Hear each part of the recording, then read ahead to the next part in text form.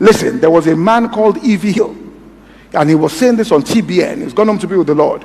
He said, how did I go to school? He said, my father died early. This was in the southern part of America, and that time people of color weren't going to take it into your. But he said, my mother simply said, you must have an education. He said, how she just came about it, we don't know, because none of my uncles, nobody had an education. The woman saw something.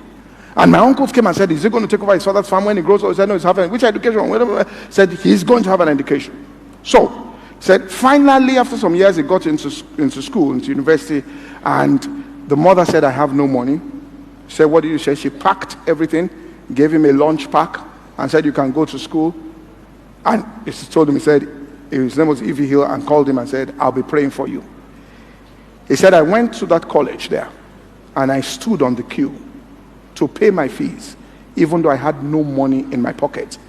He said, you want to know why? I understood when my mother said, I will be praying for you. He said, because we've gone through times, and I saw her practice faith, where we will have no money to buy food. He said, and my mother will call us together, and we'll hold hands and pray. And then she will set the table and tell you, sit down. And as we sit down, she will open the plates as though there is food, and there will be nothing. And we'll begin to give thanks.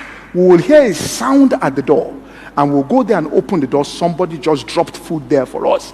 Said, so I've seen it, the power of prayer. So I understood it. Said, so when my mother said, I'll be praying for you, I knew that you stand in line to pay. Said, when I was the second to the last person on that line. Now, this is not fake something. This tested though. You've tested it in your house, not that you test it and stand on a line. Are you following what I'm saying here? This is, you've killed the bear and lion, all right? Before you go and say, well, they said they should stand on the line. And they stand on the line, they arrest you. So I stood there, all right, on the line. And when he got to the second to the last person, he said, a man just walked in 6'5" and said, E.V. Hill. He said, he turned around. He said, yeah, get out of line.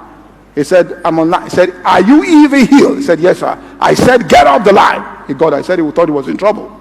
And the man said, well, we just have gotten approval from the university. All your fees are paid for 4 years. You are on scholarship. This is the allowance. He said, I know God. He said, it's not that they were telling us about God. We expect. So when Abraham told Ishmael, he said, Ishmael, I came out of my father's house with nothing. You leave my own house too with nothing. But when you get into that situation, this is what you should do. So look at it here. God heard the voice of the lad. So what did the lad ask for? And the angel of the Lord called Hagar out of heaven and said to her, what aileth thee, Hagar? Fear not, for God hath heard the voice of the what? Lad where he is. So it wasn't her prayer. She said, what are you worried about? What aileth you? Your boy's prayer has been heard. What was the prayer? Next verse.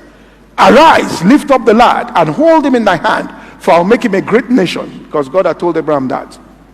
Verse 19. And God opened her eyes, and she saw a well of water. Which means in front of her was a well of water she didn't see.